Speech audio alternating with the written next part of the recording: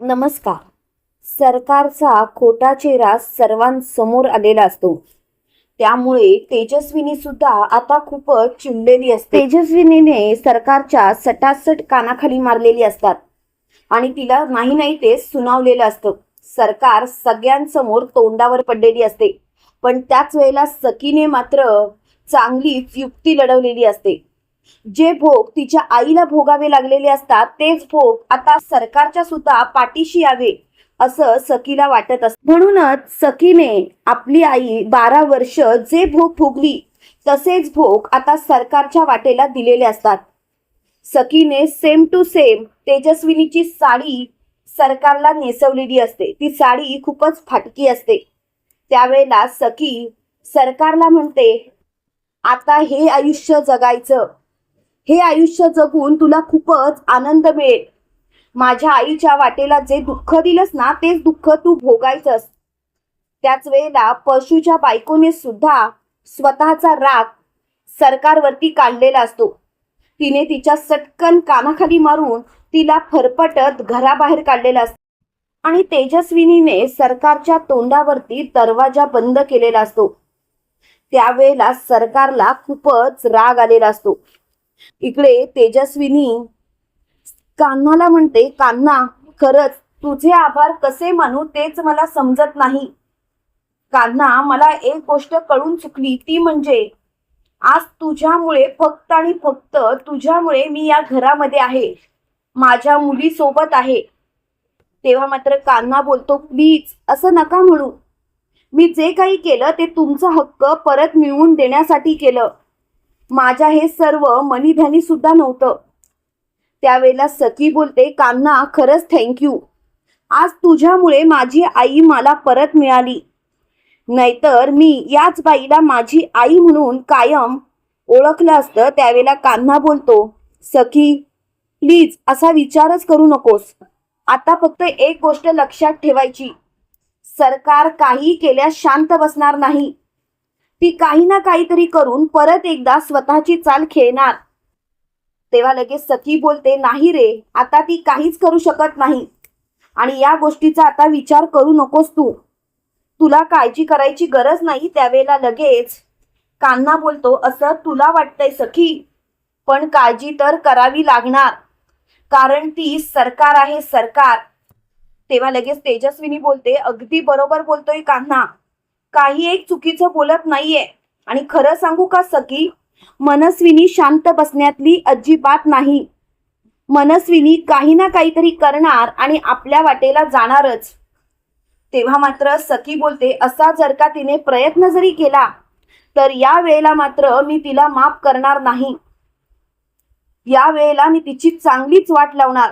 इकडे सरकार मात्र खूपच चिडलेली असते. ती स्वतःशीच बोलत असते, सोडणार नाही सखी तुला. तू मला घराबाहेर काढलंस आणि तेही या अवतारात. आता मात्र सगळं काही संपलं. तेव्हा मात्र तिची खूपच चिडचिड झालेली असते. आजूबाजूनी चालणारी माणसं तिच्याकडे बघत असतात. ती खूपच चिडलेली असते. काही लोक तिच्या समोर पैसे टाकत असतात. ते बघून तर तिला खूपच राग येतो. त्यावेळेला ती लगेच बोलते, मी काही भिकारी वाटतेय का तुम्हाला? तेव्हा मात्र तिथे कान्हा आलेला असतो आणि कान्हा सरकारला बघून बोलतो, काय सरकार, कशी वाट लावली तुझी? हीच तुझी खरी लायकी आहे, कारण तू जे माझ्या आयुष्यात वादळ आणलं होतंस ना, ते वादळच तुला परत एकदा भोगावं लागणार आहे. तेव्हा मात्र सरकार मोठ्याने बोलते, कान्हा, सोडणार नाही तुला. तुम्हाला काय वाटलं, तुम्ही माझ्याशी असं वागलात म्हणजे तुम्ही जिंकलात? तर तुम्ही कधीच जिंकणार नाही. पुन्हा एकदा सरकार येणार, सरकारचं राज्य येणार आणि त्यावेळेला मात्र तुम्ही तोंडावर आपटणार. तेव्हा मात्र कान्हा बोलतो, वाट बघत बस. आता काहीही झालं तरी तुझं पुन्हा राज्य येणार नाही आणि याची जबाबदारी मात्र मी घेईन. तेव्हा मात्र सरकार बोलते, कान्हा, पण तू हे सर्व का करतोयस?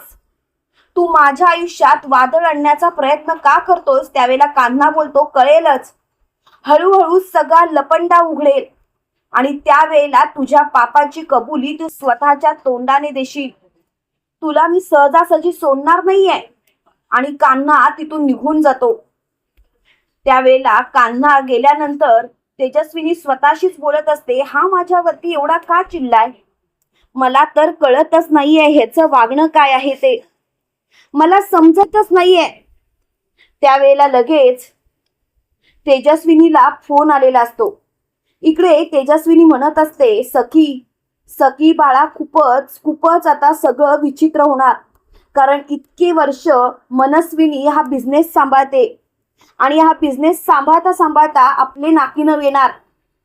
तेव्हा लगेच सखी बोलते, त्याची काळजी करू नकोस आई, आणि तसंही परशू काका आहे ना, परशू काका सगळे योग्य निर्णय घेईल, तुला घाबरायची गरज नाही आई, सगळं काही अगदी नीट होईल. त्यावेळेला लगेच परशूला सुद्धा बरं वाटलेलं असतं. त्यावेळेला परशू बोलतो, हो वहिनी, तुम्ही नका काळजी करू. वहिनी, तुम्ही या घरात आलात आणि या घराचं गोकुळच झालं. त्यावेळेला लगेच तेजस्विनी बोलते, भाऊजी आता सगळं काही तुमच्या हातात आहे, तुम्हालाच हा डोलारा सांभाळायचा आहे आणि आता कोणत्याच गोष्टीची काळजी करायची गरज नाही. देव सुद्धा सगळं काही बघत असतो भाऊजी, आणि एक ना एक दिवस देवाला सुद्धा तुमची दया येईलच, तुम्ही काळजीच करू नका. तेव्हा लगेच गौतम बोलतो, मला तर काय करावं तेच कळत नाहीये. वहिनी, आपल्याला शांत राहून चालणार नाही, आपल्याला काही ना काहीतरी ठोस पाऊल उचललंच पाहिजे, नाहीतर सगळं होत्याचं नव्हतं होईल. तेव्हा लगेच मोठ्याने सखी बोलते, काका अरे नको काळजी करूस, मी आहे ना, आणि तसंही यापुढे कान्हा सुद्धा आपल्या सोबत आहे, कान्हा सुद्धा आपला बिझनेस सांभाळेल, बरोबर नाही?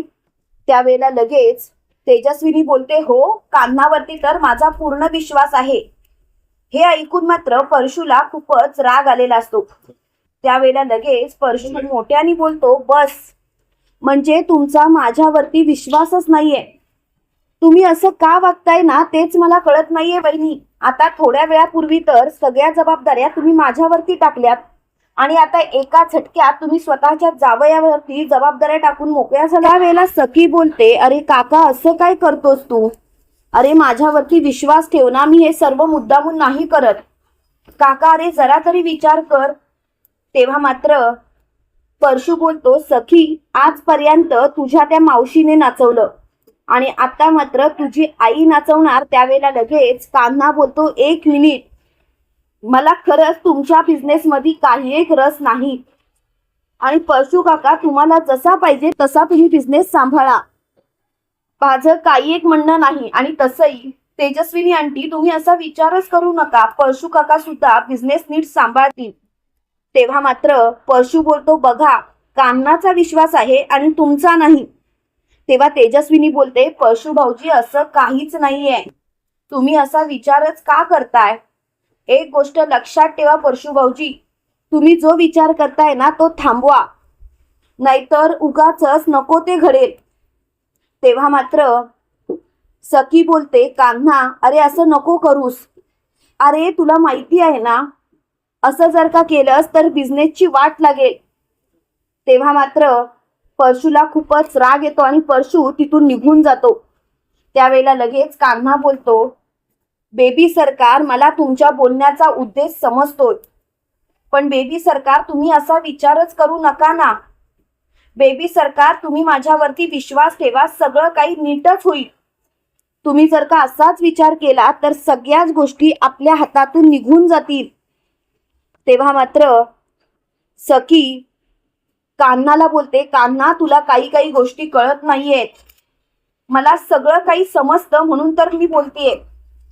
तेव्हा लगेच परशूची बायको बोलते, सखी प्लीज, अगं स्वतःच्या काकाला या बिझनेस मध्ये आणायचं की तुझ्या नवऱ्याला? सखी एक गोष्ट लक्षात ठेव, माहिती आहे हे सगळं तुझ्या नावावरती आहे, पण आमचं काहीच नाही का? राघव भाऊजी असते तर असं वागले असते का? तेव्हा लगेच सखी बोलते, माझ्या मनात सुद्धा असं काही नाही, प्लीज असा विचार करू नका तुम्ही. त्यावेळेला लगेच गौतम बोलतो, वहिनी अगं असं काय बोलतेस आणि सखीवरती काय आरोप करतेस? आज सखी आहे म्हणून तर आपण सगळेजण इथे आनंदात आहोत, नाहीतर काय झालं असतं या गोष्टीचा तरी विचार कर. तेव्हा मात्र ती बोलते, बस झालं, प्रत्येक वेळेला सखीच्या ओझ्याखाली मला राहायचं नाहीये आणि खरंच मला या गोष्टीचा खूप त्रास होतोय. त्यावेळेला सखीला खूपच राग आलेला असतो आणि त्याच वेळेला सखी बोलते, तुम्हाला जे करायचं आहे, जे ठरवलंय ते करा. इकडे मात्र सरकार खूपच चिडलेली असते. त्याच वेळेला तिथून मा जात असतात आणि माचं लक्ष सरकारवरती जातं. समोर बसलेल्या फाटक्या कपड्यांमध्ये सरकारला पाहून माला खूपच आनंद होतो. मा लगेच मोठ्याने बोलते, काय सरकार, काय झाली तुमची ही अवस्था? मुळात तुमची लायकी तुम्हाला कळाली ना? तेव्हा मात्र सरकार बोलते, तू इथे कशाला आलीस? तेव्हा लगेच मा बोलते, का ग, मी इथून नाही जायचं का? नाही, हा रस्ता तर तुझा नाहीये. तेव्हा मात्र सरकार बोलते, माइंड युअर लँग्वेज, तुम्ही कसं बोलताय माझ्याशी? त्यावेळेला सरकार खूपच चिडलेली असते. त्यावेळेला सरकार शेवटी माला बोलते, प्लीज तुम्ही जा इथून आणि उगाचच माझ्या चारित्र्यावरती चिखलफेक करू नका. त्यावेळेला मा बोलते, चिखलफेक? अगं, तू आमच्या आयुष्याची वाट लावलीस ना, त्या पद्धतीने बघता आम्ही तर तुझ्या आयुष्याची अजून काहीच वाट लावली नाही आणि आता मात्र तुला ते सगळे भोग भोगावे लागणार. त्याशिवाय मी शांत बसणार नाहीये. तेव्हा मात्र सरकारला खूपच टेन्शन आलेलं असतं. ती स्वतःशीच बोलत असते, हे सर्व नक्की काय चाललंय? म्हणजे मला कळतच नाहीये यांच्या मनात तरी नक्की काय चालू आहे. उठसूट सगळेजण येतात आणि माझ्यावरती नाही ते आरोप करतायत, पण मला कळतच नाहीये यांचं नक्की काय चालू आहे ते. पण आता मात्र मी शांत बसणार नाही. आता मात्र मी सगळं काही संपवणार. आता या सर्व गोष्टी मी संपवल्याशिवाय राहणारच नाही. तेवढ्यात मात्र तिला खूपच राग आलेला असतो आणि तिथून माग निघून गेलेली असते. मा निघून गेल्यानंतर सरकार मात्र स्वतःशीच विचार करत असतात, कान्हा, मी तुला सोडणार नाहीये. ही वेळ फक्त आणि फक्त तुझ्यामुळे आली आहे कान्हा, आणि तुझी मात्र मी वाट लावणारच. कान्हा, एक गोष्ट लक्षात ठेव, कितीही काही झालं तरी सुद्धा मी तुला संपवणार, एवढं मात्र नक्की. तू माझ्या भूतकाळात एवढा का शिरलास हे मला जाणून घ्यायचंच आहे. कान्हा, जसा माझा भूतकाळ आहे तसा तुझा सुद्धा काहीतरी भूतकाळ आहे, एवढं मात्र नक्की. आणि तो भूतकाळ एक ना एक दिवस सगळ्यांसमोर येणार. त्याशिवाय मात्र मी शांत बसणार नाही. त्यावेळेला मात्र तिची खूपच चिडचिड झालेली असते. इकडे कान्हा स्वतःशीच म्हणत असतो, सरकार काय एवढी शांत बसणार नाही. ती आता नक्कीच माझा भूतकाळ शोधून काढत असेल. मला सखीशी या विषयावरती बोलायला पाहिजे, कारण सखीला बाहेरून जर का काही गोष्टी कळाल्या तर नक्की सखी खूपच अस्वस्थ होईल आणि मला सखीच्या बाबतीत असा निर्णय घ्यायचाच नाहीये. काहीतरी करून मला सखीला हे सर्व सांगावं लागणार. तेवढ्यात तेजस्विनी तिथून जात असते आणि तेजस्विनीचं लक्ष कान्हावरती पडतं आणि ती कान्हाला बोलते, कान्हा, काय झालं, कसला विचार करतोस? तेव्हा कान्हा बोलतो, काही नाही. त्यावेळेला तेजस्विनी बोलते, तू मला नाही सांगणार कान्हा? सांग ना मला, कसला विचार करतोस? त्यावेळेला कान्हा बोलतो, मला खरंच कळत नाही. त्यावेळेला तेजस्विनी स्वतःच्या डोक्यावरती कान्हाचा हात ठेवते आणि कान्हाला बोलते, कान्हा, मला सांग. तेव्हा कान्हा बोलतो, प्लीज तेजस्विनी आंटी, एवढ्या सहज मला नका विचारू, कारण तुम्ही सर्व ऐकलं तर तुम्हालाच त्रास होईल. तेजस्विनी आंटी हा शब्द ऐकताच तेजस्विनीला खूपच मोठा धक्का बसतो आणि ती बोलते, या नावाने तर मला एकच मुलगा हाक मारायचा, तो म्हणजे कबीर. पण कान्हा मात्र तेव्हा तिथून निघून गेलेला असतो. इकडे सरकारला मात्र चांगलाच धक्का बसलेला असतो आणि सरकार स्वतःशीच म्हणत असते, आता संपलंय सर्व, पण मला असं राहून चालणार नाही. मला काहीतरी केलं पाहिजे, नाहीतर माझ्या आयुष्यातून सगळाच आनंद निघून जाईल. काय करू पण मी, मलाच कळत नाहीये, पण मी सगळं काही संपवणार, त्याशिवाय मी गप्प बसणार नाही. तर इकडे आपल्याला असं पाहायला मिळतं, सखी खूपच अस्वस्थ असते. त्यावेळेला तेजस्विनी तिच्या जवळ येते आणि तेजस्विनी तिच्या जवळ आल्यानंतर ती तिला म्हणते, काय झालंय नक्की, मला कळतच नाहीये. सखी, अगं तू अस्वस्थ काय आहेस, मला सांगशील का? तेव्हा सखी बोलते, ती जरी माझी आई नसली तरी मावशी तर होतीच ना, पण ती माझ्याशी असं का वागली? त्यावेळेला तेजस्विनी म्हणते, जाऊ देत ना, या नको त्या गोष्टींचा विचार करायची गरजच नाहीये. आता हे सर्व संपल्यात जमा आहे आणि तू या नको त्या गोष्टींचा विचार करूच नकोस. तेव्हा मात्र तिची खूपच चिडचिड झालेली असते. तुम्हाला काय वाटतं मित्रांनो, खरोखर तेजस्विनीला कळेल का की कान्हा म्हणजेच कबीर आहे आणि इकडे सरकार आता शांत बसेल की पुन्हा एकदा सखीच्या आयुष्यात नवीन काही वादळ आणेल? कमेंट करून नक्की कळवा आणि असेच मालिकेंचे नवनवीन अपडेट पाहण्यासाठी व्हिडिओला लाईक आणि चॅनलला सबस्क्राईब करायला विसरू नका.